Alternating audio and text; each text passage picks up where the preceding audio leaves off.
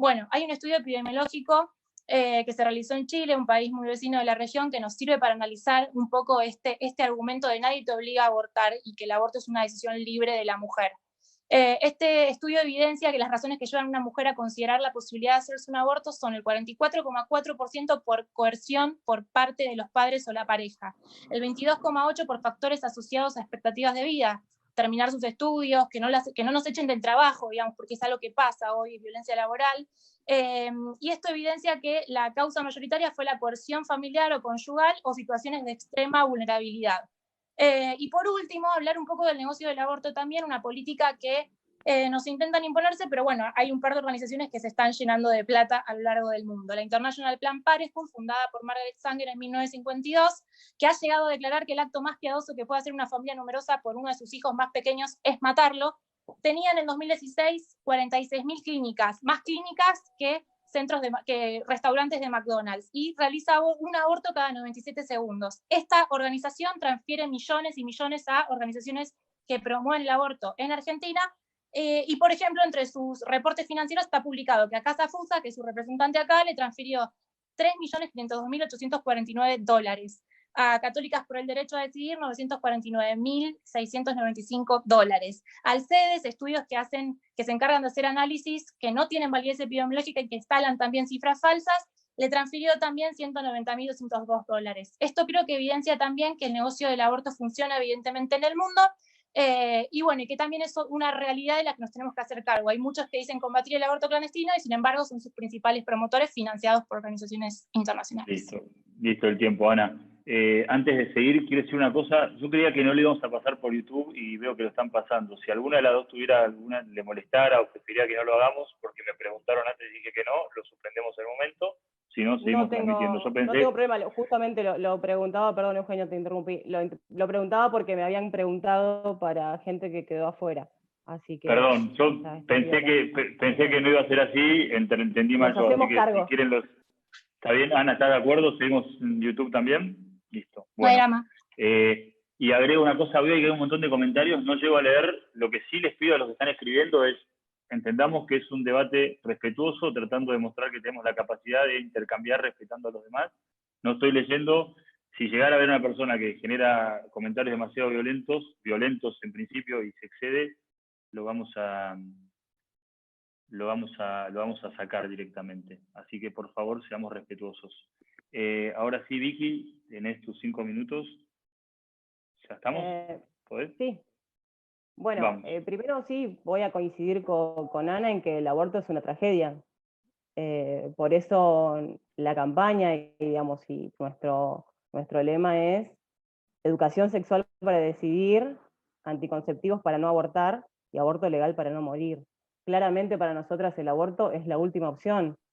Es la opción que desearíamos que ninguna mujer o ningún cuerpo gestante tuviera que tomar o que llegara a ese punto.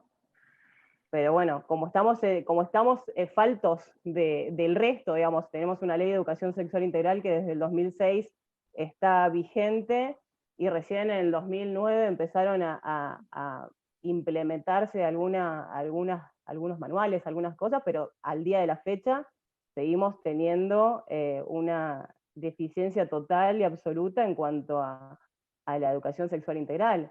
Entonces, partiendo desde esa base, tenemos como un montón de desamparo en esa situación. Por otro lado, lo mismo pasa con la anticoncepción. O sea, la realidad es que eso tampoco, digamos, hoy vos hablabas de la falta y todo lo que viene sucediendo con el tema de la pandemia en los hospitales, en las clínicas, y sí, es real. Y el tema de la anticoncepción es real desde hace muchísimos años, no únicamente en la situación de pandemia. Entonces, yo entiendo que por ahí, para ustedes no sea una necesidad o no lo vean como una situación grave, la decisión de una mujer o de una persona, de un cuerpo gestante, de decir, no quiero maternar. Para nosotros es una decisión importante porque es una decisión que te va a cambiar toda la vida, el maternar o no.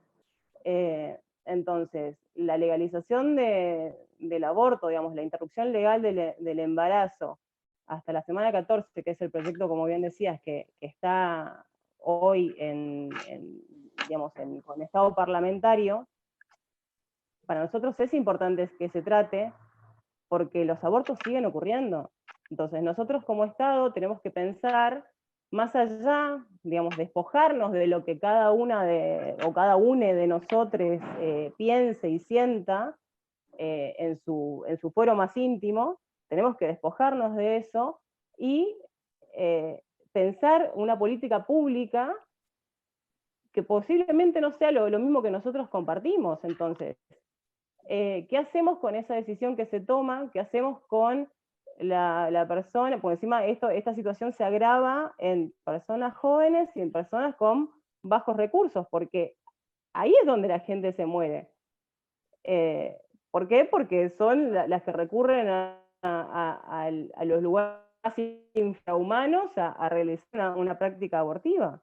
Entonces, ojalá, digamos, todas las personas que tienen que decidir por un aborto tuvieran la posibilidad de ir a alguna de las que mencionaste. La realidad es que no. Lo terminan haciendo en la clandestinidad, en la soledad, con lugares totalmente inseguros, los métodos anticonceptivos que no se entregan, y también la desinformación que hay al respecto. Todo está muy vinculado a la educación sexual integral. Entonces, no es que nosotras estamos a favor del aborto.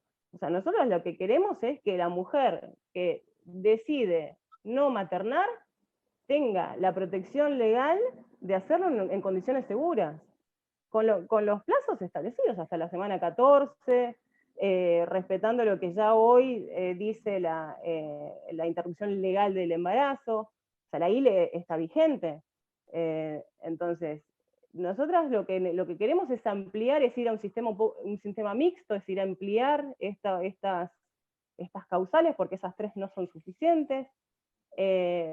¿Por qué? Porque la decisión es una cuestión importante. Maternar tiene que ser, no puede ser nunca un castigo, digamos, no puede ser algo con lo que tenés que lidiar porque sí, digamos, ¿no? Tiene que ser una voluntad, hay que ponerle el cuerpo 9 meses, hay que desear, digamos, esto que vos decías de la concepción, desde el momento de la concepción, hay vida, no hay vida. La realidad es que eso está discutido hasta hoy, porque hay quienes te dicen que es al momento de la concepción, hay quienes que te dicen que es recién cuando se empieza a tener actividad neuronal. Entonces, la realidad es que, sea como fuere, ese feto, o ese embrión en su principio, ese feto después, no va a llegar a ser si esa persona no quiere maternar. Eso es lo que hay que entender. Vicky, tiempo. Gracias. Ahora vamos la veo a Dani Gasparini, también la está viendo por ahí. Hola Dani, ¿cómo estás? Vemos muchos amigos acá. Vicky, te toca a vos hacerle, tenés 2 minutos para hacerle preguntas a Ana, y Ana te va a responder en 3. Así que cuando vos quieras arrancamos con las preguntas. Bien. ¿Estamos? Bueno, Ana, sí. Vamos. Sí. Ana, bueno, te saludo porque hoy no te saludé, no me di cuenta. Los nervios. Te voy a hacer 3 preguntas nomás. Una es si estás de acuerdo con la ILE, con la interrupción legal del embarazo, en casos como violación. La otra es, ¿qué opinás de que se obligue a una niña de 9 años a gestar y parir? Y si estás de acuerdo con la ESI. Esas son las preguntas. ¿Listo, Ana? Sí. Bárbaro. O sea que voy a cambiar el tiempo del temporizador.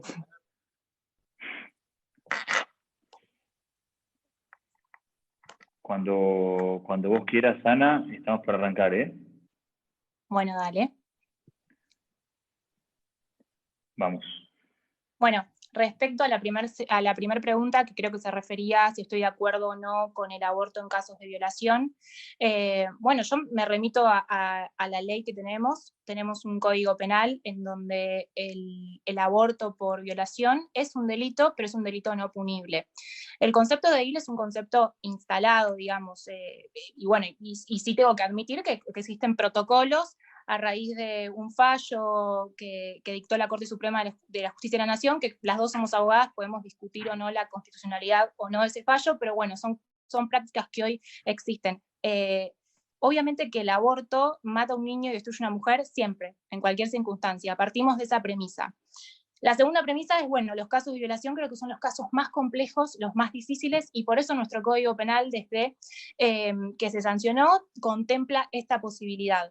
Creo que tenemos que ser muy cuidadosos cuando tratamos y abordamos los casos de aborto por violación, porque nos estamos olvidando de lo más importante, que es la causa profunda, que es ese delito de violación, que son los delitos que generalmente quedan no perseguidos, quedan impunes para la justicia, no hay penas de prisión efectivas para los violadores, y de hecho en estos días estuvimos viendo cómo a los pocos que llegaron a estar presos, de los casos que fueron juzgados, también se los está liberando.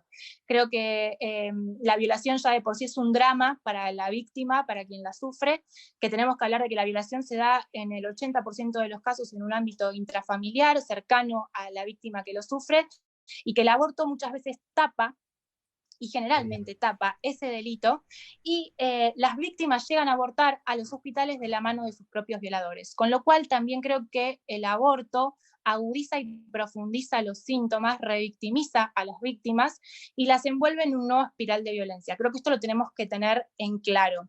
Creo que en relación a, creo que me preguntaba por los casos de niñas pequeñas, tuvimos casos conocidos. Déjame decirte que esos casos fueron muy duros y muy fanatizados por algunos sectores que pedían el aborto por el aborto en sí mismo y no pedían la pena para sus violadores. Tenemos el caso de Faustina, una niña que más que un aborto fueron partos prematuros, porque después de la semana 20 ya no es aborto, es un parto prematuro. Eran niñas también, o sea, mujeres como nosotras, que estaban a punto de poder, si la justicia actuaba bien, si nuestros médicos actuaban bien, poder llevar una vida, y sin embargo, con los reclamos ideologizados del aborto se las termina condenando también a morir. Tenemos el caso de Paz en Entre Ríos, una beba que nació viva, producto de un aborto, y la dejaron agonizar durante 10 horas en una chata. Tenemos el caso de Faustina, que pesaba más de 600 gramos, su vida era totalmente viable, e igual la obligaron a morir. No sé si me quedó una pregunta, creo. Que no sé si querés que la responda o no. Ya igual se cumplió el tiempo, así que digo, no tratamos, aunque ella te lo permita, tratamos de apegarnos a los tiempos, porque si no se empieza. Perfecto. Ahora sí, tenés vos tus 2 minutos para hacerle preguntas a Vicky. ¿Estamos? Bien. Bueno, yo le preguntaría a Vicky cuándo considera que, entonces, como puso en duda lo que expliqué a raíz de la evidencia que tenemos, nuestro marco normativo y científico también de la medicina, ¿cuándo cree que entonces inicia la vida? ¿Cuándo existe un ser humano? ¿Cuándo hay otro ser humano dentro del vientre de una madre? ¿Y cómo justificaría que en el protocolo de aborto no punible a nivel nacional, actualizado en diciembre del 2019 con el nuevo ministro de Salud, Ginés González García, se permita la práctica abortiva más allá de la semana 28, es decir, más allá de los 7 meses de gestación? Esa sería como la primera pregunta. La segunda es, bueno, en el 2018 se difundieron muchas noticias falsas acerca de muertes por aborto clandestino. Una muy recordada y que incluso fue avalada por Raquel Ibanco, que creo que también pertenece a Mumala, es el caso de Aida Núñez Rodas, que era una mujer a la que se usó su foto, se extrajo su foto y se publicó en Página 12 en Crónica, en distintos medios, que había estado internada en un hospital en León Suárez y que había muerto por un aborto clandestino, y ella estaba en Paraguay, muy bien, y encima en contra del aborto y muy enojada por la utilización de su caso. ¿Qué pensás de esas fake news? Y si lo que defienden es justo, ¿por qué necesitan mentir e inventarlas? ¿Listo, Ana? Listo. Espérame, Vicky, que pongo el tiempo. Dale. Y tenés 3 minutos. Estamos. Chao. Bueno, en realidad la vida inicia, te diría que cuando nace, pero bueno, cuando hay actividad cerebral. Antes no, antes un feto, un embrión. Eso como primera medida. Insisto, o sea, si la persona gestante no quiere llevar adelante ese embarazo, lo va a interrumpir y ese feto no va a lograr concluir su existencia, es así. No es que yo lo estoy inventando, no vives por fuera del vientre. Con respecto a lo de la fake news, la verdad es que no nos podemos hacer cargo de las fake news que pueden llegar a ver. Raquel Vivanco no participa de esta agrupación ya hace un par de años, así que la verdad que ahí yo no te puedo decir. Nosotros trabajamos con datos del CEL, trabajamos con datos de Amnistía, con los datos del Ministerio. El Ministerio informa que son 50.000 los casos de internaciones por abortos dudosos, digamos, inseguros, y dentro de lo que recaba la CEPAL, entre 486.000 y 522.000 son la cantidad de abortos clandestinos que se realizan en promedio. Entonces, esos son los datos que nosotros tenemos, esos son los datos. O sea, yo también recorremos los barrios, sabemos qué es lo que sucede con las pibas jóvenes y que no tienen recursos. Sabemos que el aborto clandestino es un negocio millonario. Lo que queremos es desactivar esa bomba y ese comercio que existe. Está comprobado y hay ciudades que lo demuestran, como Rosario, que una vez que implementaron el protocolo de ILE, misoprostol, o sea, bajó la cantidad de muertes por aborto, porque el aborto medicamentoso es lo que aconseja la Organización Mundial de la Salud hasta la semana 12. Entonces, la realidad es que un montón de países del mundo van en este camino, y no estoy de acuerdo con que el aborto sea una cuestión ideológica. Sí tiene que ver con una cuestión de decisión y con una cuestión de dejar de tutelar los derechos de las mujeres, en principio. En este sentido, digamos, las mujeres tenemos que decidir, y podemos decidir sobre nosotras mismas sin que nadie nos diga cómo. Tiempo, Vicky. Bueno, ahora ya nos queda la última participación de cada una, es la etapa de alegatos finales. Vas a arrancar vos, Vicky, como hemos hablado, y ya entramos en la última etapa del debate. Cuando quieras, arrancamos. Dame un minuto. Bueno. Ahí estamos. ¿Vamos? Vamos. Bueno, nosotras pensamos que es importante, bueno, la legalización, por esto que mencionaba, por una cuestión de salud pública. Es importante también que se despenalice, porque hoy sigue siendo un delito, como bien lo decía Ana Marmora, y tiene sus causales de no punibilidad, pero la realidad es que